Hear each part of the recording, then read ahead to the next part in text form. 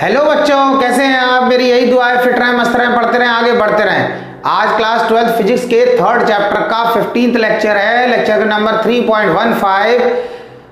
पिछले लेक्चर 3.14 यानी 14th lecture में पढ़ा आपने electric power and electric energy, उसकी डेफिनेशन और उसका फॉर्मूला। आज आप पढ़ेंगे किरचॉफ्स रूल। किरचॉफ्स रूल को हम कब अप्लाई करेंगे और किरचॉफ्स के रूल कितने हैं और वो क्या डिफाइन कर रहे हैं, कैसे अप्लाई करेंगे, तो बहुत सारी चीज़ों से रिलेटेड आप देखेंगे। देखिए, सबसे पहले आपको समझना है कि ग्रुपिंग कितने तरीके की होती है। ग्रुपिंग मैं आपको बता देता हूँ, 4 तरीके की ग्रुपिंग होती है। Series combination, parallel combination, mix combination और कॉम्प्लेक्स कॉम्बिनेशन। जिसे ग्रुपिंग भी बोल सकते हैं, सीरीज ग्रुपिंग, पैरेलल ग्रुपिंग, ठीक है, मिक्स ग्रुपिंग और कॉम्प्लेक्स ग्रुपिंग। इसका मतलब वही है, कॉम्बिनेशन की बात है, सीरीज, पैरेलल और मिक्स और कॉम्प्लेक्स। रेजिस्टेंस की ग्रुपिंग या रेजिस्टेंस का कॉम्बिनेशन आप 10th में पढ़ चुके हैं। तो अभी आपने क्या करा, आपने एक रेजिस्टेंस लिया R1 और ये दूसरा ले लिया R2। ये एक रेजिस्टेंस है R1 R2, दोनों सीरीज में लगे हैं। आपने सीरीज कॉम्बिनेशन का फॉर्मूला लगा दिया। R1 5 ओम है, R2 जो है 4 ओम है। टोटल रेजिस्टेंस कितना आ गया, सीरीज में आपको पता ऐड हो जाती है 5 + 4 9 ओम हो गया। अब क्या होता है, अगर हम मान लें ये एक रेजिस्टेंस है और एक रेजिस्टेंस ये है, कोई भी वैल्यू ले सकते हैं। ये हमारा R1 है, ये R2 है। इसको हमने ले लिया 4 ओम और इसको भी ले लिया 4 ओम। अभी इन दो पॉइंट ए और बी पॉइंट पर टोटल रेजिस्टेंस निकालनी है, तो आप क्या करोगे, पैरेलल कॉम्बिनेशन का फॉर्मूला लगा दोगे। 1/R1 + 1/R2, ये दोनों पैरेलल में लगी हुई हैं हमारी। अभी अगर आप इसकी 1/4 और 1/4 वैल्यू पुट करोगे तो फाइनली सॉल्व हो गए, कितना आ जाएगा, पैरेलल में सॉल्व हो गया आ जाएगा 2 ओम। आप इसे सॉल्व करके देख सकते हैं, सिंपल चीज। इसी तरीके से अगर हम बात करते हैं मिक्स कॉम्बिनेशन की, क्या करा, इसको इसके साथ लगा दिया, यानी पैरेलल में भी है और यहां पर हमने क्या कर दिया, इस तरीके से एक ये ले लिया, एक ये ले लिया और यहां पर इस तरीके से ये हमारा मिक्स कॉम्बिनेशन हो गया। ये पॉइंट हो गया, ये हमारा बी पॉइंट हो गया। ये हमारा R1 एंड R2 और इसको ले लिया R3 एंड R4। R1 की वैल्यू हमने ले लिया 4 ओम, इसकी भी 4 ओम, इसका ले लिया 5 ओम और इसका ले लिया 4 ओम। इसका टोटल कितना है, इसका टोटल आ गया 2 ओम और इसका टोटल कितना आ गया, इसका टोटल आ गया 9 ओम और ये टोटल हो जाएगा 11 ओम। यानी इसको आपने पैरेलल में ऐड करा, जो आंसर आया 2 ओम, उसको इसके साथ सीरीज में ऐड कर दिया, क्योंकि ये सिस्टम यानी ये दोनों रेजिस्टेंस इन दोनों के साथ कैसे कनेक्टेड है, सीरीज में। तो आपने देखा सीरीज कॉम्बिनेशन में सीरीज का फॉर्मूला लगाया, पैरेलल कॉम्बिनेशन है, पैरेलल का मिक्स में क्या करा, पैरेलल और सीरीज का दोनों का लगा दिया। लेकिन अब क्या होता, थोड़ा से आगे देखना है। अब अगर क्या होता, कॉम्प्लेक्स कॉम्बिनेशन कैसा होता, उसको समझना है, उसको आपको समझना है। कॉम्प्लेक्स कॉम्बिनेशन किस तरीके का होता है। बड़ा आसान सा, ऐसा नहीं कि कॉम्प्लेक्स बोल दिया तो आप कॉम्प्लेक्स में आ गए कि बड़ा टिपिकल होगा, ये कुछ नहीं, कुछ टिपिकल नहीं है, सब आसान है, कुछ टिपिकल नहीं होता है, ठीक है। बता चुका हूं मैं आपको, बिल्कुल पॉजिटिव थिंकिंग रखना है। बोर्ड में जब तक 90 से ऊपर फोड़ेंगे नहीं तब तक छोड़ेंगे नहीं, तो इसलिए कोई टेंशन लेने की जरूरत नहीं। अभी क्या देखो, अगर हम इनकी बात करें, ये R1 है हमारा और ये R2 है, ये R3 है, ये R4 है। वैल्यू कोई भी हो सकती है इसकी। R1 R2 सीरीज में है, R3 R4 सीरीज में है। अगर कोई कहे कि R1 R2 इनकी टोटल रेजिस्टेंस निकालो, सीरीज का फॉर्मूला लगा दोगे, इसकी बोलेगा सीरीज का लगा दोगे। अब आपने इसको ऐसे जोड़ दिया, यहां से ये पॉइंट ले लिया A, ये ले लिया C। अब क्या हो गया, अगर आप कोई कह रहा है तो क्या करोगे, इन दोनों को ऐड करोगे सीरीज में, आंसर आ गया। इन दोनों को ऐड करा सीरीज में, कुछ आंसर आया, उन दोनों को पैरेलल में ऐड कर देना, क्योंकि ये दोनों इनके साथ पैरेलल में हो गया। ये हमारा इसमें सीरीज कॉम्बिनेशन भी है, पैरेलल, ये मिक्स ग्रुपिंग का ही एग्जांपल है। लेकिन अगर किसी ने यहां बीच में लगा दिया कोई रेजिस्टेंस ऐसा, ये R5 और सबकी R1 R2 R3 R4 और R5 सबकी वैल्यू अलग है। अब इस केस में आपसे कोई कह रहा है ए और सी पॉइंट पर, यानी कि इन दो पॉइंट पर टोटल रेजिस्टेंस निकालो। अब आपका ना तो सीरीज कॉम्बिनेशन का फॉर्मूला लगेगा ना ही पैरेलल का लगेगा, दोनों में से कोई भी फॉर्मूला नहीं लग सकता। आप बोलोगे ऐसा क्यों? ऐसा इसलिए कि अब ये R1 R2 के साथ सीरीज में नहीं है, R1 R5 के साथ सीरीज में नहीं है, ये R3 R1 के साथ पैरेलल में नहीं है, ये R4 R2 के साथ पैरेलल में नहीं, ना कोई पैरेलल में है अब ना कोई सीरीज में है। तो अब तो जब पैरेलल सीरीज में है ही नहीं तो आप फॉर्मूला कहां से लगा लोगे? तो इस केस में ऐसी जो ग्रुपिंग वो कहलाती है कॉम्प्लेक्स ग्रुपिंग। तो ऐसी ग्रुपिंग को सॉल्व करने के लिए मिस्टर किरचॉफ्स उन्होंने बताया, उन्होंने दो रूल दिए। उन्होंने कहा मैं आपको दो रूल बता रहा हूं, इन रूल को आप अप्लाई करो और आप ऐसे कॉम्प्लिकेटेड नेटवर्क में उन्हें अप्लाई करो और आप उससे क्या कर सकते हो? टोटल रेजिस्टेंस की वैल्यू फाइंड कर सकते हो। तो किरचॉफ्स रूल कब लगता है? जब कॉम्प्लेक्स ग्रुपिंग आती है। सिंपल जो जहां सीरीज या पैरेलल का फॉर्मूला लग जाएगा तो हम किरचॉफ्स रूल लगाएंगे कि बस सीरीज का लग रहा है सीरीज का लगा देंगे, पैरेलल का लग रहा है पैरेलल का लगा देंगे, दोनों लग रहे हैं दोनों को लगा देंगे, ठीक है। लेकिन जहां पर दोनों में से कोई ना लगे, ना सीरीज ना पैरेलल, तो वहां पर क्या होता है? हम किरचॉफ्स रूल की हेल्प से उस नेटवर्क या उस सर्किट की टोटल रेजिस्टेंस निकालते हैं। बात समझ में आया? ठीक है। तो अब पहले इंपॉर्टेंट हमारे लिए क्या है? रूल समझना, उसके बाद ही तो निकालेंगे। तो पहले आप रूल समझो, बड़ा आसान है, समझ गए? बहुत आसान है, बहुत ही ज्यादा, बहुत ईजी। फिजिक्स तो वैसे ही ईजी होती, सबको बताइए, ठीक है। हाँ, अब क्या है? पहला रूल क्या है? अभी आप बोल रहे हो कि ये तो ऐसे ही कहते हैं, ऐसा नहीं कहते, देखो भैया ऐसे सोचना, हर बार ये बताते हैं। पहला है हमारा जंक्शन रूल। रेलवे जंक्शन मत पहुंच जाना, जंक्शन रूल, जंक्शन रूल पहला जंक्शन रूल है और इसको हम किरचॉफ्स फर्स्ट लॉ भी बोल देते हैं, किरचॉफ फर्स्ट रूल भी बोल देते हैं, जंक्शन रूल भी बोल देते हैं, और इसको एक और भी बोल देते हैं केसीएल। आओ, केसीएल क्या है? Kirchhoff's current law.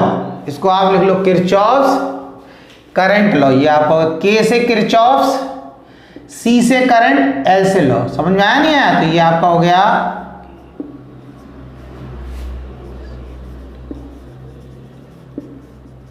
Kirchhoff's current law. के से किरचॉफ, सी से करंट और एल से लॉ, किरचॉफ्स करंट लॉ। ये हो गया। तो पहला रूल किरचॉफ्स का फर्स्ट रूल कहलाता है, फर्स्ट लॉ ही बोल देते हैं, किरचॉफ्स करंट लॉ ही बोल देते हैं। क्या है? अब फर्स्ट लॉ है क्या, जरा समझो। एक वायर ये है जिससे ये करंट हमारा जा रहा है I1, दूसरा वायर है उससे करंट जा रहा है हमारा I2, और तीसरा वायर ये इससे करंट जा रहा है I3। आप देख रहे हो तीनों करंट I1, I2, I3 कहां जा रहे हैं? यहां जा रहे हैं। तो ये तीनों यहां पे मिल रहे हैं, इसको बोलते हैं जंक्शन। जहां पर ये तीनों करंट मिल रहे हैं I1, I2, I3, इसको बोलते हैं जंक्शन। और इससे बाहर कहां जा रही है? ये लिख दिया हमने I4 और ये लिख दिया I5। अब देखो तीन वायर हैं, 1 2 3, इन तीन से जो करंट है वो एक पॉइंट पे जा रहा है, उस पॉइंट को हमने लिख दिया J। I1 जा रहा है J की तरफ, I2 जा रहा है J की तरफ, I3 आ रहा है J की। तो ये हमारा कहलाएगा जंक्शन, जहां पर तीनों आगे मिल रहे हैं। और इसी पॉइंट से क्या हो रहा है? I4 दूर जा रहा है, I5 दूर जा रहा है। तो फॉर्मूला क्या होता है? फर्स्ट जो रूल है उसका फॉर्मूला या फर्स्ट लॉ का I1 plus I2 plus I3 equal to I4 plus I5। देखो I1, I2, I3 ये तीनों करंट जंक्शन की तरफ जा रहे हैं। हमने जो करंट जंक्शन की तरफ जा रहा है उसका सम कर दिया, तो हम क्या बोले? उसका सम करा है। और उस सम को हमने इक्वल्स टू में किसके बराबर रखा है, जो करंट जंक्शन से दूर जा रहा है, I4 और I5 दूर जा रहे हैं, तो I4 और I5 का सम कर दिया। तो अब डेफिनेशन क्या बनी, हमने कहा the sum of current entering toward the junction, जो करंट जंक्शन में एंटर कर रहा है, जंक्शन की तरफ जा रहा है, या the sum of current moving toward the junction, ऐसे बोल सकते हो। The sum of current moving toward the junction, I1 I2 I3 junction की तरफ जा रहा है, ये जंक्शन है, is equals to the sum of current moving toward the junction is equals to the sum of current leaving from the junction. अब junction से दूर कौन सा करंट जा रहा है, I4 I5, तो जो करंट जंक्शन की तरफ जा रहा है उसका सम वो बराबर होगा जो करंट जंक्शन से दूर जा रहा है उसके सम के बराबर। तो I4 I5 दूर जा रहा है तो इसका सम उन तीनों के सम के बराबर होगा जो कि करंट जंक्शन की तरफ जा रहा है। बहुत ही सिंपल सी डेफिनेशन, ये तो समझ आ गया। तो ये किरचॉफ का फर्स्ट रूल हो गया। अब बात आती है इंपॉर्टेंट नोट कि किरचॉफ का फर्स्ट रूल किस प्रिंसिपल पर बेस्ड है। तो जब भी आपसे ये पूछा जाए तो आप ध्यान रखना किरचॉफ का first rule, Kirchhoff first rule is based on law of conservation of charge. पहला रूल जो है वो किस पर बेस्ड है, law of conservation of charge. बात समझ आया। अब जिसमें कंजर्वेशन लग गया उसमें आपको समझ में आ रहा होगा charge can neither be created nor be destroyed. तो उससे आगे का स्टेप आपको नहीं, आपको सिर्फ ये याद रखना है कि फर्स्ट रूल जो है law of conservation of charge पर बेस्ड है। इतना क्लियर हो गया। अब फर्स्ट जो लॉ है वो चार्ज पर क्यों बेस्ड है उसको समझना है। I1 करंट जा रहा है, I2 करंट जा रहा है, I3 करंट जा रहा है जंक्शन की तरफ, I4 I5 जंक्शन से दूर जा रहा है। तो जितना चार्ज जंक्शन पर पहुंच रहा होगा, जितना चार्ज जंक्शन की तरफ जा रहा होगा या जंक्शन पर पहुंच रहा होगा, उतना ही चार्ज जंक्शन से दूर जाएगा। यानी जितना चार्ज जंक्शन पे पहुंचेगा उतना ही जंक्शन से दूर जाएगा। जंक्शन पर कोई चार्ज प्रोड्यूस नहीं हो रहा है, यानी कि जंक्शन ऐसा पॉइंट नहीं है जहां पर चार्ज प्रोड्यूस हो जाए, या जंक्शन ऐसा नहीं कि चार्ज को एब्जॉर्ब कर ले। जितना चार्ज जंक्शन में पहुंचेगा उतना ही जंक्शन से दूर चला जाएगा। जब भी आप करंट की बात करें तो चार्ज की तो बात होगी, क्योंकि करंट में डेफिनेशन क्या है, rate of flow of charge is called electric current. बात समझ आए। तो आप और ज्यादा डीपली उसकी टेंशन ना लें, आप सिर्फ याद रखें फर्स्ट रूल जो है law of conservation of charge पर बेस्ड है। इतना क्लियर हो गया। ठीक, अब क्या हो गया, अब हम बात करेंगे नेक्स्ट सेकंड रूल की। ठीक है, सेकंड रूल को थोड़ा अच्छे समझना क्योंकि उसमें इक्वेशन बनानी होती है। तो यहां पर क्या करना है, किरचॉफ का फर्स्ट रूल हो गया हमारा। अब जो हो गया सेकंड रूल जो है हमारा वो हो गया loop rule. Loop rule, Kirchhoff का सेकंड रूल लूप रूल, और इसको बोल देते हैं किरचॉफ वोल्टेज लॉ भी बोल देते हैं। ठीक है, किरचॉफ वोल्टेज लॉ, यानी कि किरचॉफ वोल्टेज लॉ। तो K से किरचॉफ, V से वोल्टेज, L से लॉ, ये ध्यान। तो सेकंड रूल को loop rule, mesh rule, mesh MESH, ठीक है, mesh rule, Kirchhoff voltage law भी बोल देते। बात समझ आया सेकंड रूल को। अब सेकंड रूल क्या है, तो देखो सेकंड रूल को जो उसकी डेफिनेशन है, डेफिनेशन को बताने से पहले मैं आपको एक मैश या एक नेटवर्क, इलेक्ट्रिकल नेटवर्क, मैश का मतलब होता है कोई सर्किट जैसा दे रखा है, उसमें कैपेसिटर बैटरी लगी है, उसमें रेजिस्टेंस लगे हुए हैं, इस तरीके से एक से ज़्यादा रेजिस्टेंस हैं, एक से ज़्यादा सेल्स या बैटरी लगी, तो वो उस तरीके का नेटवर्क क्या कहता है, मैश। तो मैं एक नेटवर्क बनाऊंगा, एक मैश बनाऊंगा, उसके अकॉर्डिंग आपको इक्वेशन बनाना बताऊंगा, क्योंकि जो सेकंड रूल है किरचॉफ का वो उसी पर बेस्ड है, उसमें इक्वेशन ही बनाते हैं। ठीक है, तो वो इक्वेशन कैसे बनेगी वो समझाऊंगा, उसके बाद मैं आपको उस डेफिनेशन को डिफाइन कर दूंगा। तो जब आपको इक्वेशन बनाना आ जाएगी तो आपको डेफिनेशन बड़ा आसानी से आ जाएगी। अब पहले बताएंगे तो इतनी अच्छे समझ नहीं आएगी, लेकिन अगर आपको इक्वेशन बनाना आ गया तो आपको बहुत आसानी से। तो अभी आप ये टेंशन ना लें कि सेकंड जो रूल है उसका डेफिनेशन तो बताया ही नहीं, अभी ये तो ये बताने लगे, तो आप वो मेथड समझें इक्वेशन कैसे बना रहे हैं।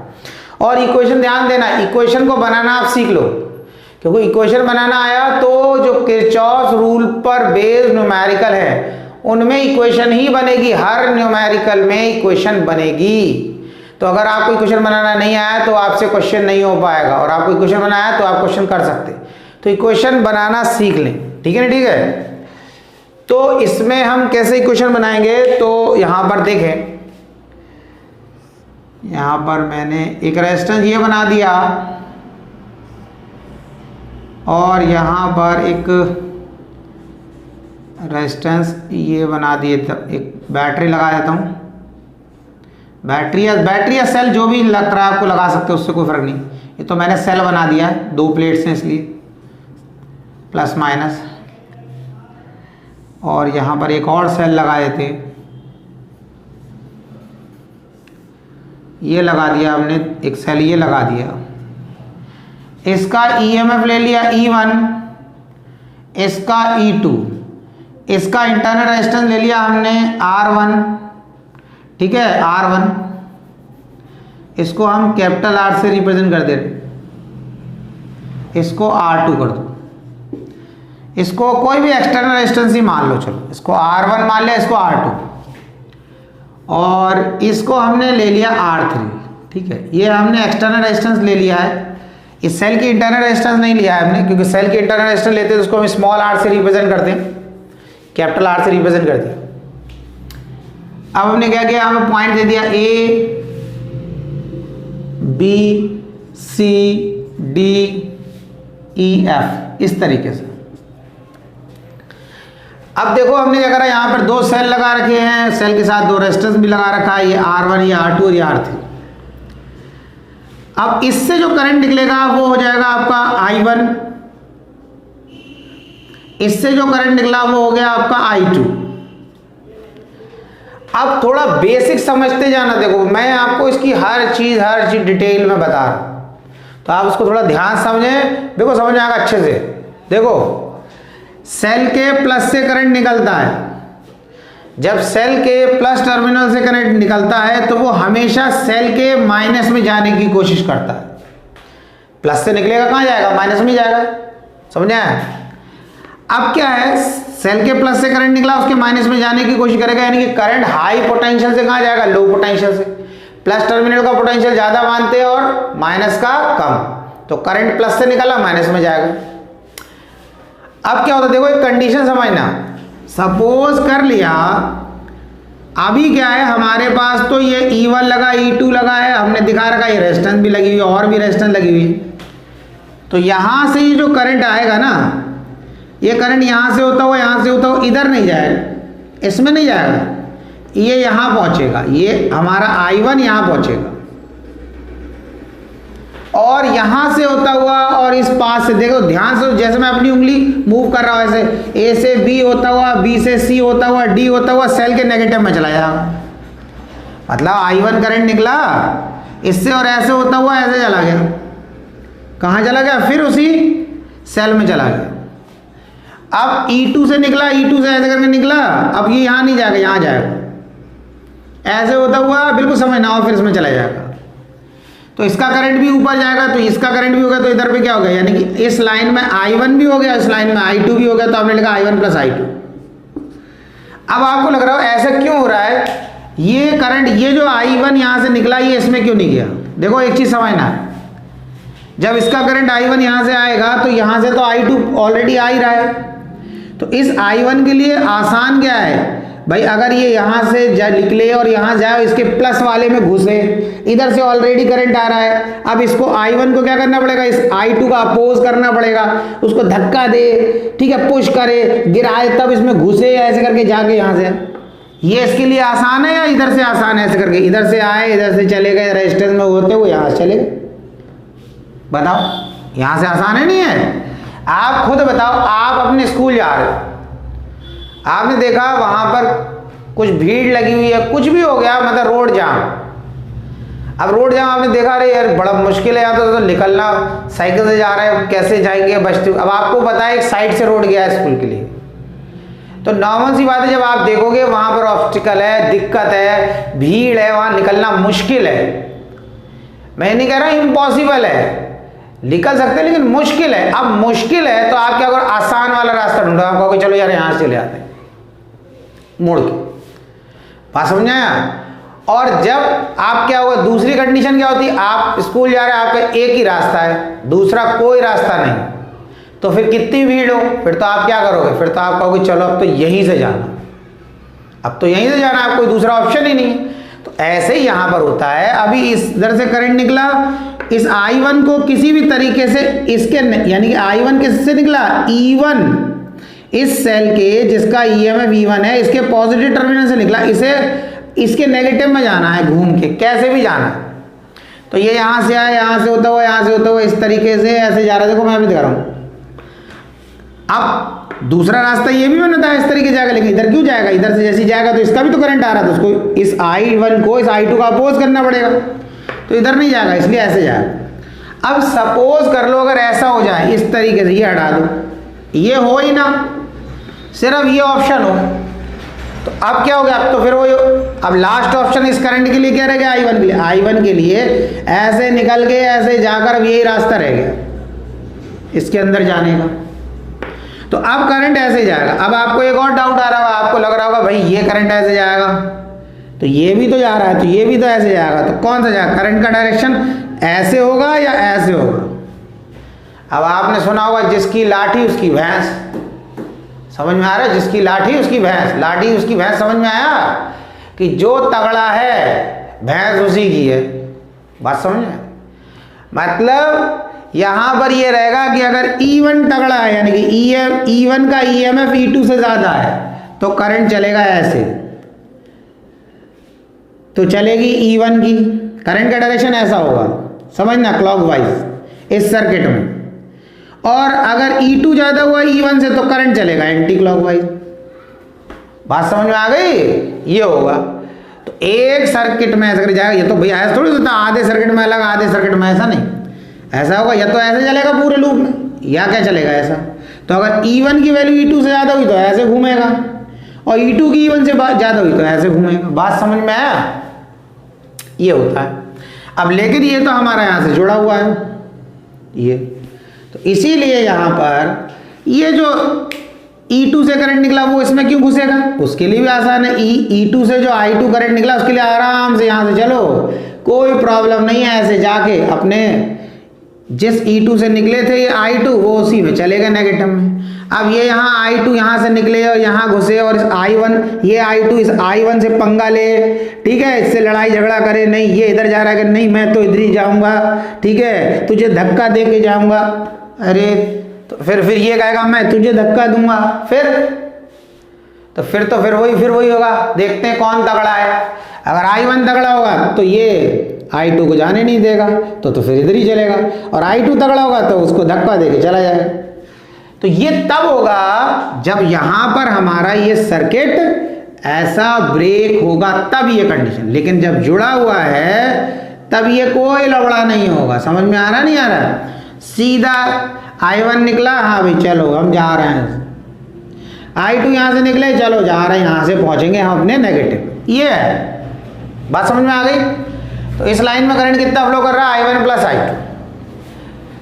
अब क्या होता है, ये तो हमने बना दिया कि करंट बना दिया इसमें। अब क्या होता है, इसमें हम इक्वेशन बनाएंगे। तो देखो इसमें क्या है, इसमें मैं बता रहा हूं, ये जो पूरा सर्किट है इसको हम बोल सकते हैं इलेक्ट्रिकल नेटवर्क या एक मैश क्यों नेटवर्क दे रखा है। अब इसमें एक टर्म आता है जंक्शन और एक आता है ब्रांच। ये देखो ये छोटी छोटी चीजें हैं, ये चीज आपने समझ लिया जो मैं आपको बता रहा हूं, बहुत अच्छे समझ में आएगा, इससे रिलेटेड क्वेश्चन भी कर पाओगे अच्छे से। इसलिए मैं एक एक पॉइंट बता रहा हूं, मैं ये नहीं कि सिर्फ रूल तो मैं बता दूंगा। रूल की डेफिनेशन तो 2 लाइन की डेफिनेशन है, वो 2 लाइन की क्या, अगर आप बुक देखो बुक में मिल जाएगी, उसमें कौन सी दिक्कत है, बुक में भी लिखी हुई। लेकिन बात ये है जो एक्सप्लेनेशन है, जो चीज छोटी छोटी सी बातें हैं वो चीज समझ में आनी चाहिए, तभी तो क्वेश्चन लगाओगे इसके, वरना क्वेश्चन ही नहीं होंगे। तो आप उन चीज को समझो, डेफिनेशन की भी टेंशन ना लो, डेफिनेशन लास्ट में बता ही दूंगा मैं। देखो क्या है, अब बात आती है जंक्शन की। जंक्शन क्या होता है? जंक्शन पर एक से ज्यादा है तो ऐसा पॉइंट जहां पर कम से कम दो तार मिल रहे हो, दो तार या दो वायर, वो जंक्शन हो गया। अब अगर ये जो आपको नेटवर्क दे रखा है इसमें मैं पूछूं बताओ जंक्शन कितने हैं, बताओ जंक्शन। तो देखो इसमें दो जंक्शन है, एक जंक्शन है ये और एक जंक्शन है ये। अब आप कहोगे साहब ये कैसे दो जंक्शन है? ये जंक्शन नहीं है ये वाला ना, ये जंक्शन नहीं है। देखो कैसे, यहां से तार आया और ये ऐसे करके आगे बेंड हो गया, ये वायर ऐसे बेंड हो गया, तो तार तो एक ही है भाई। एक तार आप ऐसे ला रहा, आप सीधा बेंड कर दिया, ऐसा तार आप बेंड कर दो ऊपर चला गया, तो वायर तो एक ही है।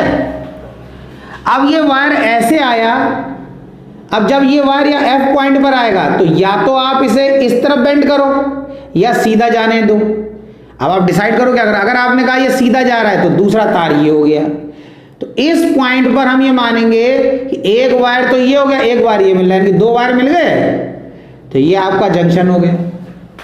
देखो सोचो, ये वायर है, या तो आप इसे बेंड कर दो, अगर आप इसे ऐसे करके बेंड करते हो यानी कि ये वायर आपका सीधा जा रहा है, आपने कहा हमने बेंड कर दिया, बेंड कर दिया तो इधर से तार लाके आपको यहां जोड़ना पड़ेगा, यानी कि ऐसे करके ये तो एक ही वायर हो गया और दूसरा वायर ऊपर वाला ये जोड़ दिया, यहां पर ये जोड़ दिया, तो इस पॉइंट पर दो वायर हो गए, एक तो ऐसे करके बेंड हो गया और एक सीधा आ रहा है, तो दो वायर हो गए, तो दो वायर हो कम से कम उस पॉइंट।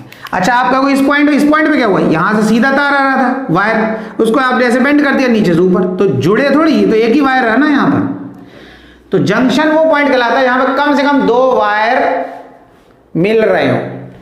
अब यहां पर भी देखो ये तार सीधा गया, बेंड हो गया, तो ये जंक्शन नहीं है, ये जंक्शन नहीं। अब ये जंक्शन क्यों, अब ये जो तार आ रहा है, अब या तो ये आप मान लो ये सीधा जा रहा है डी तक, या इसको मान लो बेंड हो रहा है। अगर आपने कहा सीधा जा रहा है तो मैंने कहा दूसरा मिल गया यहां पर, यानी कि इस पॉइंट पर एक तार ये और एक ये, दो तार मिल गए, दो वायर मिल गए, तो जंक्शन बन गया। अगर आपने कहा ये बी से सी और सी से आगे बेंड कर दिया आपने, तो फिर आपको ये तार अलग से लगाना पड़ेगा, ठीक है। तो ये दो जंक्शन हो। अब क्या होता है, जंक्शन पता चल गए तो इससे फायदा क्या हुआ, इससे फायदा एक बता रहा हूं। जब आपको पता लगा इस सर्किट में ये दो जंक्शन हो गए तो इसमें तीन ब्रांच हो गई, क्या कहलाती, ब्रांच का मतलब एक ब्रांच बनी हमारी, ये देखो एक ब्रांच बनी एफ से सी, ये ब्रांच हो गई, ये हमारी एक ब्रांच हो गई एफ से लेकर ये सी, एक ब्रांच। दूसरी branch F A B C, ये दूसरी branch F A B C, एक ब्रांच हो गई। और तीसरी branch F E D C, तीन ब्रांच हो गई। दो जंक्शन है, तीन ब्रांच है। पहली ब्रांच एफ से सी, ये वाली एक ब्रांच, दूसरी branch F A B C, एक ब्रांच, और एफ ई डी सी दूसरी ब्रांच, दो ब्रांच होगा और एक बीच में, ये तो तीन ब्रांच हो गए टोटल। अब आपको लग रहा हो भैया ये जंक्शन बताया, जंक्शन से ब्रांच पता चला, ब्रांच से क्या फायदा हुआ, ब्रांच पता भी चल गया, चलो तीन ब्रांच है, तो उससे ये फायदा है कि एक ब्रांच में एक ही करंट होगा। इसका मतलब इस ब्रांच में अगर एफ सी में हम कहीं बात करें करंट, यहां पर अगर 10 एम्पियर तो हम कहेंगे 10 10 10 10, इस पूरी लाइन में 10 ही एम्पियर करंट होगा। अब बात कर रहे हैं इस लाइन में, अब आपको बोलोगे अरे अभी एक करंट बोल रहे तो यहां तो I1 प्लस I2 लिखा है, अरे I1 प्लस I2 लिखा है, इस I1 की वैल्यू मान लो 2 एम्पियर है, इस I2 की वैल्यू 3 एम्पियर है, तो टोटल कितनी हो गई, 5 एम्पियर हो गई। यहां करंट मेजर करोगे 5 एम्पियर, यहां 5 5 5 5 5 5, इस पूरी ब्रांच में 5 ही एम्पियर करंट होगा। अब इस ब्रांच की बात करो, इस भी ब्रांच में, अब यहां मेजर करो, यहां यहां यहां यहां हर जगह मेजर करोगे तो करंट की एक ही वैल्यू मिलेगी, यानी कि एक ब्रांच में एक ही करंट होगा। इस पूरी लाइन के लिए अगर आपने I2 निकाला तो वो यहां से लेकर यहां तक के लिए हो गया, हर पॉइंट के लिए। अगर यहां I1 कह रहे हैं तो I1 की वैल्यू यहां यहां यहां यहां हर जगह यहां तक के लिए सेम। अगर इस ब्रांच की बात कर रहे हैं तो इसमें हमने बोला जैसे I1 की वैल्यू 2 एम्पियर और I3 की, वो I1 की वैल्यू 2 एम्पियर हो गई इसकी, ये 2 एम्पियर और I2 की वैल्यू हमने ले ली 3 एम्पियर, तो टोटल कितना होगा 5 एम्पियर। तो यहाँ हर जगह आपको 5 एम्पियर ही मिलेगा, समझ आया। तो एग्जाम में जैसे ऐसा सर्किट आ जाता बना हुआ दे रखा होता है, तो बोलते हैं find the current in each branch, find the current in each branch. तो आपको पहले तो ये पता चलना चाहिए कितनी ब्रांच है, कितनी ब्रांच है, ठीक। अब ब्रांच कैसे पता चलेगा, ब्रांच से पहले जंक्शन पता होना चाहिए। 2 जंक्शन के बीच में एक ब्रांच होती है, तो देखो ये एक जंक्शन, ये एक जंक्शन, तो इस 2 जंक्शन के बीच एक तो ब्रांच ये हो गई, और इसी जंक्शन से एक लाइन ऐसे गई है तो एक ब्रांच ये हो गई, और इसी जंक्शन से एक लाइन ऐसे गई है, इस तरीके से एक ब्रांच होगी। तो इस तरीके से आपको पकड़ना, 2 जंक्शन बनाएंगे, उसके बीच में देखें कितनी ब्रांच बन रही। तो यहाँ पर इन 2 जंक्शन के बीच में एक ब्रांच ये और एक ब्रांच ये। ऐसा नहीं कर सकते हम इसको ब्रांच बोल देंगे, इसको नहीं, इसको इसलिए नहीं बोल सकते क्योंकि ये तो जंक्शन है पर ये तो जंक्शन नहीं है। ब्रांच के लिए पहले हमें 2 जंक्शन लेना पड़ेंगे, 2 जंक्शन ले लिए, अब उनके बीच में ये एक ब्रांच और ये एक ब्रांच। तो इस तरीके से आपको जंक्शन पहचानना है, इस तरीके से आपको ब्रांच पहचानना। बात समझ में आया, ठीक है। अब आप क्या करेंगे, देखो अब हम बनाते हैं इसमें, अब बनाएंगे हम इक्वेशन। अब इक्वेशन कैसे बनाएंगे, क्या मैंने बताया, इस सर्किट में कितना करंट फ्लो कर रहा है उसको निकालने के लिए, या किसी सर्किट में सर्किट की रेजिस्टेंस निकालने के लिए हमें एक इक्वेशन बनानी पड़ती है, और उस इक्वेशन को सॉल्व करके तब हम I की या R की, करंट या रेजिस्टेंस की वैल्यू फाइंड करते हैं। तो वो इक्वेशन कैसे बनाते हैं, जब इक्वेशन बना देंगे, इक्वेशन बन जाएगी, उसके बाद लास्ट में आपको डेफिनेशन बताऊंगा, तो बड़े आसानी से समझ में आएगी। तो देखो इक्वेशन, बच्चों को ये प्रॉब्लम होती है जब किरचॉफ्स रूल पर क्वेश्चन आते हैं तो बच्चों से इक्वेशन नहीं बनती, क्योंकि इक्वेशन बनने के बाद वो equation linear equation having 2 variables, आपने 10th क्लास में पढ़ा है, वैसी बन जाती है। लीनियर इक्वेशन हैविंग 2 वेरिएबल्स और 3 वेरिएबल्स की बन सकती है, उसमें कोई दिक्कत नहीं, लेकिन ज़्यादातर 2 वेरिएबल की बन जाती है। तो अब आप 10th क्लास में लीनियर इक्वेशन सॉल्व कर चुके हो, अलग अलग मेथड से सॉल्व कर चुके हो, तो प्रॉब्लम ये नहीं आती बच्चों को कि इक्वेशन सॉल्व करने में, प्रॉब्लम आती इक्वेशन बनाने में। तो बनाने का आप तरीका समझ लो, वो समझ में आ जाएगा, तो आपको फिर से रिलेटेड क्वेश्चन करने में कोई परेशानी नहीं होगी। अच्छा बच्चों, अब आप एक चीज़ वर्ड समझे, लूप, क्योंकि किरचॉफ्स रूल को जब आप यूज़ करोगे तो एक वर्ड जो सबसे ज़्यादा यूज होगा लूप। लूप ले लिया, लूप बना लिया, लूप की इक्वेशन, लूप ले लो, क्लॉकवाइज बनाओ, एंटी क्लॉक, इस तरीके से लूप वर्ड बहुत ज़्यादा यूज होगा। तो आपको समझना है ये लूप है क्या।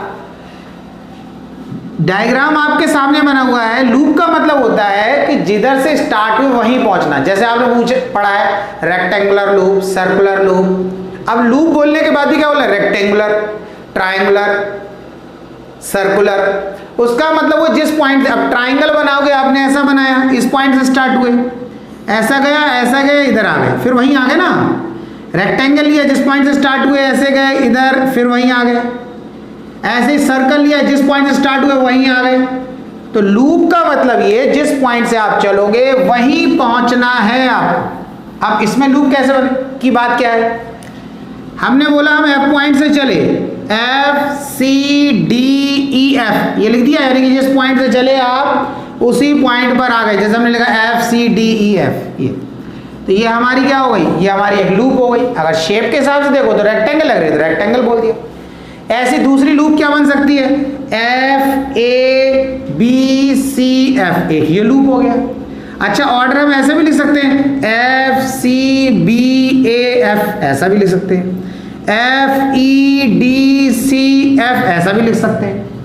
तो ये हो गया लूप। अब ये लूप कैसे लिखेंगे हम, FCDEF लिखेंगे या ये लिखेंगे FEDCF, ये डिपेंड करेगा ये एरो कैसा लगा। अगर हमने एरो क्लॉकवाइज लगा दिया तो हम लिखेंगे FCDEF, और अगर हमने ये एरो एंटी क्लॉकवाइज लगाया तो हम लिखेंगे FEDCF। ये समझा, तो ये कहलाती है लूप। तो ये यहाँ पर तो रेक्टेंगल की फॉर्म में दिख रही है, वो किसी भी फॉर्म में हो सकती है। लूप का मतलब जिस पॉइंट से स्टार्ट हुए वहीं पर पहुंचेंगे।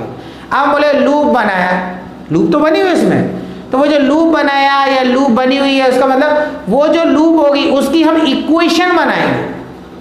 हम क्या करें, जब भी हम बोलेंगे हमने इसमें एक लूप ले लेंगे, एक लूप लेंगे, तो लूप जो भी लूप की बात करें, हमने इसी की बात करें, FCDEF। अब हमने पहली बार में ये लिखा, तो अब हमने क्यों लिखा, हम इस लूप के अकॉर्डिंग अब एक इक्वेशन बनाएंगे। इस इक्वेशन लूप को लेकर किसकी इक्वेशन बनाएंगे, उस इक्वेशन में EMF होगा, उसमें करंट होगा, उसमें रेजिस्टेंस, बस तीन ही चीज होंगी, EMF, करंट और रेजिस्टेंस। बात समझ में आया, ये चीज होगा उस लूप में। और कहीं कहीं पर ऐसा हो सकता है सिर्फ करंट और रेजिस्टेंस ही हो, EMF ना हो, EMF जीरो, ठीक है। उस लूप में जो है कोई सेल या बैटरी लगी नहीं है तो EMF जीरो हो जाएगी। जब क्वेश्चन कराएंगे तो समझ में आएगा। अच्छा, ये एरो आपके ऊपर डिपेंड करता है, क्लॉकवाइज बनाए एंटी क्लॉकवाइज बनाए, इसका मीनिंग क्या है, कब क्लॉकवाइज बनाएंगे तब क्या होगा, एंटी क्लॉकवाइज बनाएंगे तब क्या होगा, इक्वेशन पर क्या इफेक्ट पड़ेगा वो आप आगे देखें। अभी अब आप क्या करेंगे, अब आप पहले एक लूप में एरो बना लो। जैसे मैंने यहां पर एक एरो ऐसा बनाया, ठीक है। अब ये एरो मैंने ऐसा बना लिया, इसका मतलब मैं यहां लिखा लूप, और मैंने यहां से लिखना शुरू कर दिया F, बात समझना, FCDEF। अब ये मैंने ऐसे कैसे लिखा, मैंने ये जो क्लॉकवाइज एरो लगाया, क्लॉकवाइज एरो लगाने की वजह से मैंने लिखा FCDEF, यानी कि मैं भी क्लॉकवाइज चलने लगा। ये क्लॉकवाइज एरो लगा दिया तो मैं भी क्लॉकवाइज, मैंने ये ऐसा लिख दिया FCDEF। अब इधर देखो, अब आपको लग रहा होगा अभी इसे एंटी क्लॉकवाइज बना देते तो एंटी क्लॉकवाइज बना दो, उससे कोई फर्क नहीं पड़ना। अगर आप इसे एंटी क्लॉकवाइज बना दोगे तो आप लिखोगे FEDCF। बात समझ आया।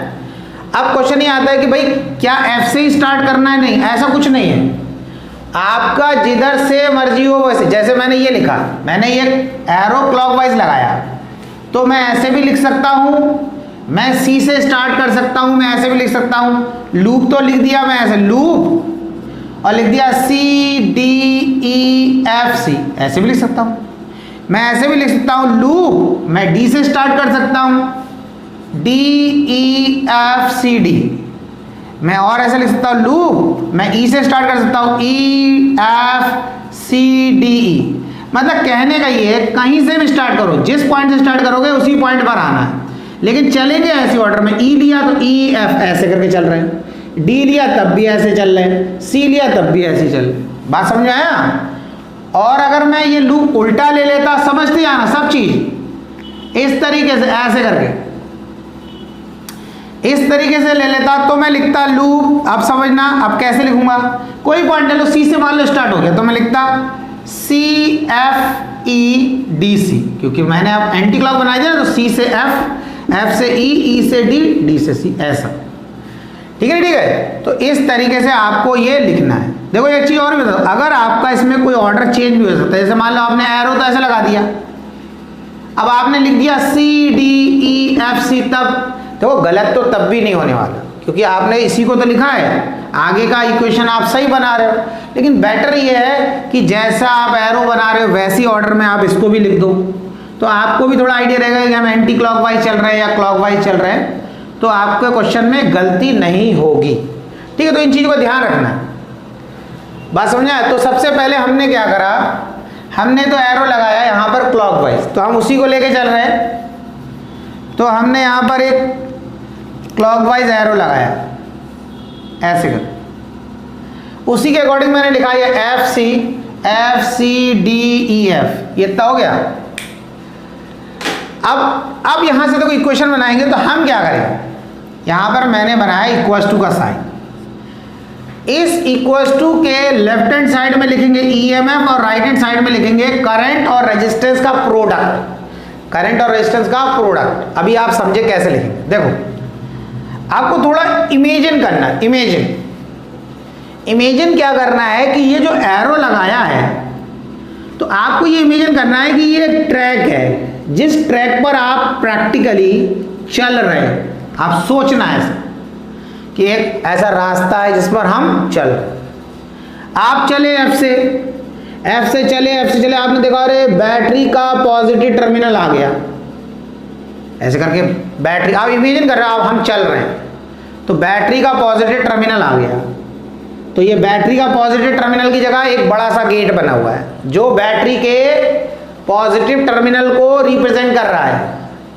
और उसके आगे जैसे आप उस बड़े वाले गेट में घुस गए, यानी कि आप बैटरी के अंदर या सेल के अंदर घुस गए, फिर जब आप किसी कमरे में किसी गेट में घुसेंगे तो कोई एग्जिट गेट भी तो होगा। तो आपने देखा उसके थोड़ा सा आगे चले तो वहां एक छोटा गेट लगा है, वो बैटरी का क्या हो गया, सेल का नेगेटिव टर्मिनल हो गया। यानी कि आप इस सेल के पॉजिटिव से घुसे, नेगेटिव में निकले, नेगेटिव से निकले। अब आप आगे चले तो फिर आपको आगे रास्ता ऐसा सा मिल गया, थोड़ा टेढ़ा मेढ़ा। तो आपने कहा ये रेजिस्टेंस, यानी कि आप रेजिस्टेंस में चल रहे हो। फिर यहाँ सीधा रास्ता, फिर यहाँ सीधा, फिर टेढ़ा मेढ़ा रास्ता आ गया, फिर आप बैटरी के नेगेटिव में घुसे, पॉजिटिव से निकले, और ऐसे करके आप एफ पर आ गए। तो आपको ये इमेजिन करना है कि ऐसा रास्ता आप ऐसे चल रहे हो। अब आप बोलोगे ऐसे ही क्यों चल रहे हैं, क्योंकि हमने एरो ऐसा ही लगाया, क्लॉकवाइज लगाया, तो क्लॉकवाइज ही कंसीडर करना है। इतनी बात आ गई समझ में। अब देखो इसके अकॉर्डिंग कैसे इक्वेशन बनेगी। बस ये समझना कि आप ये एरो लगाया, उसी तरीके से आप चलोगे। अगर एंटी क्लॉकवाइज होता तो आप ऐसे चल रहे होते। अब आप एफ से स्टार्ट हुए, एफ से चले, जैसे ही एफ से चले पहला सेल पड़ा, आप सेल के पॉजिटिव में घुस गए, सेल के पॉजिटिव टर्मिनल में घुस गए और नेगेटिव से निकले। तो जब आप सेल के पॉजिटिव टर्मिनल में घुसे और नेगेटिव से निकले तो इस सेल का ईएमएफ नेगेटिव में लिखोगे, यानी कि माइनस E2 लिखोगे। E2 समझना, आप सेल में घुसे, सेल के पॉजिटिव से और नेगेटिव से निकले, इसीलिए जब आप सेल के पॉजिटिव से घुसे, नेगेटिव से निकले, तो इस सेल का ईएमएफ नेगेटिव में आपने लिख दिया E2। ये इक्वेशन बनाने का तरीका बता रहा हूं। फिर आप आगे चले, जब आगे चले आपको मिली रेजिस्टेंस, इस रेजिस्टेंस में कितना करंट फ्लो करेगा, ये I2। मैंने क्या कहा था, एक ब्रांच में एक ही करंट होता है। तो आपने देखा ये जो करंट है I2, ये कहाँ फ्लो कर रहा है, यानी कि ये ऐसे जा रहा है, और आप कैसे जा रहे हो, इस तरफ। यानी कि आपका डायरेक्शन करंट के क्या है, अपोजिट, या करंट का डायरेक्शन आपके अपोजिट। आप तो ऐसे चल रहे हो, ऐसे क्लॉकवाइज चलोगे तो आप ऐसे जा रहे हो, तो आप जा रहे हो ऐसे, तो आपको ये रेड कलर का पेन करंट है, तो आपको करंट मिला ऐसे। तो आपने कहा माइनस I2, आपने कहा जो I2 करंट है उसको माइनस में लिख दिया। क्यों, क्योंकि आपके अपोजिट डायरेक्शन में, और ये I2 करंट किस में फ्लो कर रहा है, इस R2 रेजिस्टेंस में। तो ये लिख दिया आपने R2। इतना समझ में आ गया। अब उसके बाद क्या करना है, इसको मैं I1 I2 यहां लिख देता हूं, ये I1 प्लस I2 इस रेजिस्टेंस में जो करंट फ्लो कर रहा है। अब देखो, अब आप यहां गए, यहां चले, इधर। अब कई बार बच्चों को आता है इस पार्ट में कुछ नहीं लिख रहे हैं, इसमें भी तो करंट फ्लो कर रहा होगा। हाँ, बात तो सही कह रहे हो, यहां पर I1 करंट फ्लो कर रहा है, क्योंकि इस पूरी C से लेकर यहां तक, मतलब यहां C के आगे, यहां से लेकर ये F से जस्ट पहले कितना करंट फ्लो करेगा, ये I1। तो भाई इतने पार्ट की, इस पार्ट की रेजिस्टेंस 0 मानते, इस पार्ट की भी रेजिस्टेंस 0, इसकी तो कुछ है, इतने पार्ट की भी रेजिस्टेंस हम 0 मानते। तो क्या होगा, अगर I इंटू 0 कर दोगे, करंट इंटू रेजिस्टेंस तो 0 हो जाएगा। तो इससे कुछ मतलब नहीं है हमारा इस पार्ट। जैसे कंपोनेंट आएगा उसकी बात करें, तो यहाँ चले चले चले कोई मतलब, जैसे ही आया तो देखा अरे इसमें कितना करंट फ्लो कर रहा है, आपने देखा I1 करंट फ्लो कर रहा है R1 रेजिस्टेंस में, तो आपने लिखा प्लस I1 R1। अब ऐसा क्यों लिखा आपने, अभी तो यहाँ माइनस लिख दिया, इसलिए लिखा कि आप आ रहे हो D से E की तरफ और करंट भी इधर ही जा रहा है आपके डायरेक्शन में। तो आपने कहा I1 करंट जो है वो R1 रेजिस्टेंस में फ्लो कर रहा है। प्लस में लिखने का मतलब जिस तरफ आप जा रहे हो उसी तरफ करंट जा रहा। अब आप पहुंचे यहाँ पर, आप इस सेल के नेगेटिव टर्मिनल में घुसे और पॉजिटिव से निकले, नेगेटिव में घुसे पॉजिटिव से निकले, तो इस सेल का ईएमएफ कैसा लिखोगे, प्लस में। तो इसको लिख दिया आपने E1। अब E1 के आगे साइन क्या हो गया, प्लस का, कोई साइन नहीं लगा तो प्लस का हो गया।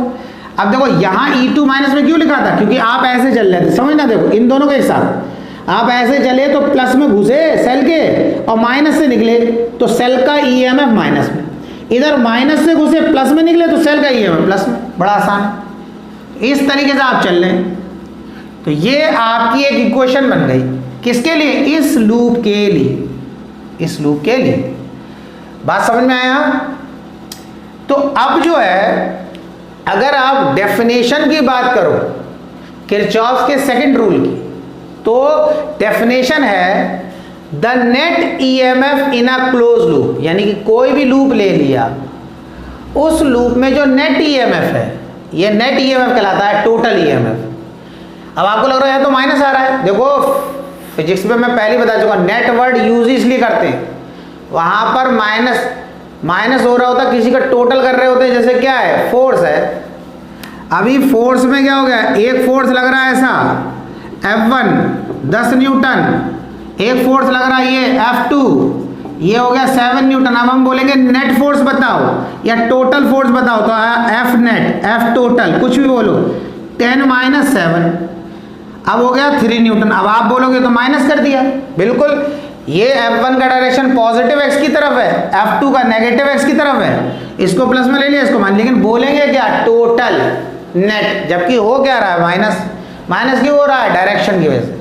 तो इसी तरीके से यहाँ पर जो माइनस प्लस आया, आपने देखा, आपने कहा ऐसे घुसे तो प्लस में लिखेंगे, ऐसे घुसे तो माइनस में, तो ये नेट ही कहलाएगा टोटल में ये कंफ्यूज मत होना कि प्लस ही लगेगा हमेशा, ठीक है। तो मैंने आपको बता दिया। तो अब डेफिनेशन, तो सेकंड रूल की डेफिनेशन क्या है, the net EMF in a close loop is equal to the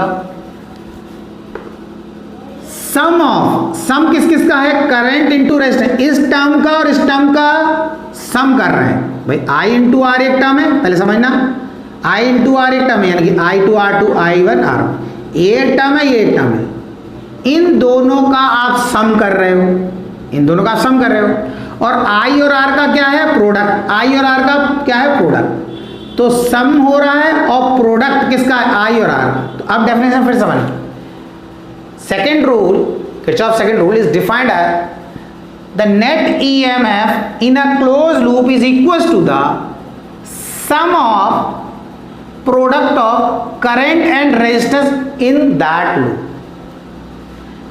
फिर से एक बार, net EMF in a closed loop is equals to the sum of product of current and resistance in that loop, इसके बराबर होता है, समझ गया, net EMF इसके बराबर होती है, समझ में आई बात। अब क्या हो रहा है, अब बात हो रही, क्या ये एक ही लूप बनेगी, अब लूप नहीं, एक से ज्यादा, एक ये भी यहां पर बन रही। अब हमने क्या करा, दूसरे के लिए, अब यहां पर हमने ऐसे ले लिया है, अब हम इसमें लूप बना के देखते हैं कैसे बनेगी। देखो, आपको तो डेफिनेशन में जब आप किरचॉफ के दोनों रूल को डिफाइन करने की बात होगी, तो आपको क्या करना है, आपको सिर्फ सिंपल डेफिनेशन लिखना है और उसमें एक सिंपल सा डायग्राम बना देना है और एक इक्वेशन लिख देनी, बस, वो इतनी सफिशिएंट है। अब मैं क्या कर रहा हूँ, मैं जैसे 2-2, 3-3 इक्वेशन बना दूंगा कि क्लॉकवाइज मूव कर रहा है तो क्या होगा, एंटी क्लॉकवाइज, तरीके, हर तरीके से ये एरो क्लॉकवाइज लेके एंटी क्लॉकवाइज, आपको ऐसे नहीं करना है, आपको तो सिंपल एक इक्वेशन कोई भी बना दो, आसान, जो आपको आसान लगे। अब हम क्या करें, इसके लिए हम कैसे बनाएंगे, देखो हमने दूसरा लूप लेते हैं, ये लूप मैं समझाने के लिए बता रहा हूं, डेफिनेशन तो आपने लिख देना और एक इक्वेशन लिख देना। तो यहां पर, और उसके लिए एक शॉर्टकट तरीका भी बता देता हूं मैं आपको। जैसे आपको लग रहा है कि आपको हमें भाई लूप भी नहीं बनानी, ये कुछ नहीं बनाना, तो आप क्या करना, आप डेफिनेशन लिख देना, सेकेंड रूल की डेफिनेशन लिखकर सीधा लिख देना सिग्मा, मैं यहां पे बता देता हूं पहले आपको, ये कुछ नहीं लिखना है, आप ये सर्किट नहीं बनाना चाहते हो, आप ये क्वेश्चन नहीं बनाना चाहते हो, आपने डेफिनेशन लिख दिया, तो आप ई के नीचे यहां वैसे sigma E equals to sigma I R, बस ये लिख देना।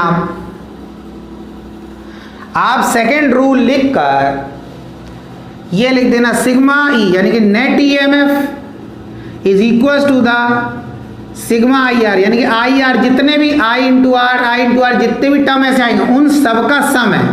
जैसे ये क्या होगा, I1 R1 plus I2 R2, इनका सम कर रहे हैं, तो राइट हैंड साइड में क्या, I इंटू आर, जितने भी ऐसे टर्म आएंगे उन सबका सम, और लेफ्ट हैंड साइड ईएमएफ का सम। तो आप सिंपल डेफिनेशन लिखकर ये लिख दो, कोई सर्किट डायग्राम नहीं, कोई इक्वेशन नहीं, बस, ठीक है।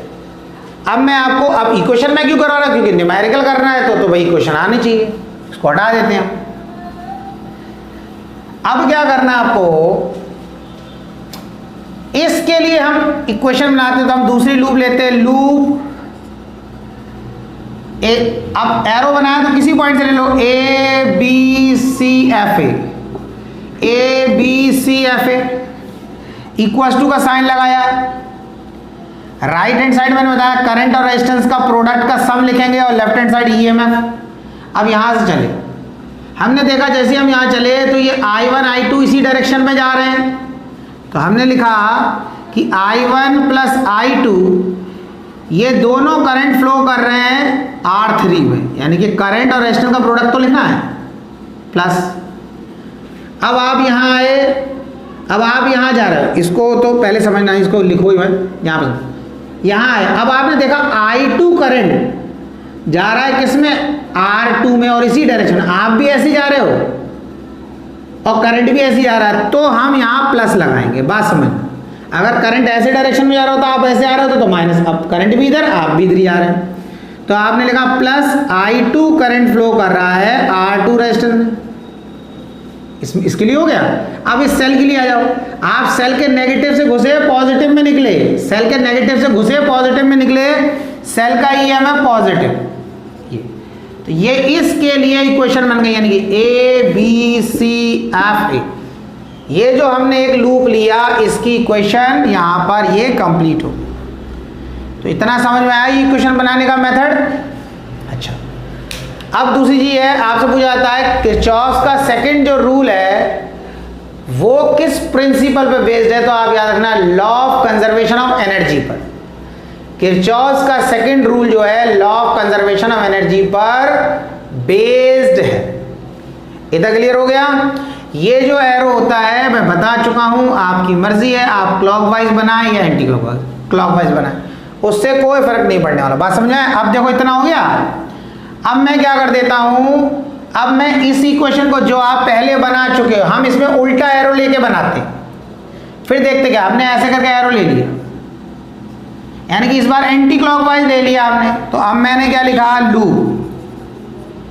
अब हम एफ से स्टार्ट करेंगे, बिल्कुल F E D C F, F E D C F equal to का साइन लगाया, यहां से चले, कोई कंपोनेंट नहीं, यहां चले। अब देखो, अब आप कैसे चलोगे इस बार, पहले ऐसे चल रहे थे क्लॉकवाइज, अब एंटी क्लॉकवाइज, क्योंकि हमने ये वाला एरो ले लिया। एक टाइम में एक ही एरो लगाएंगे, यानी कि दोनों, पहले हमारा क्लॉकवाइज था, इस बार एंटी क्लॉकवाइज।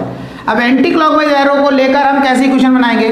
अब आप ऐसे चलोगे देखो इस तरीके से, तो आप सेल के पॉजिटिव में घुस रहे हो, नेगेटिव से निकल रहे हो, सेल के पॉजिटिव में घुसे, नेगेटिव से निकले, तो सेल का ईएमएफ नेगेटिव में, यानी कि माइनस E1।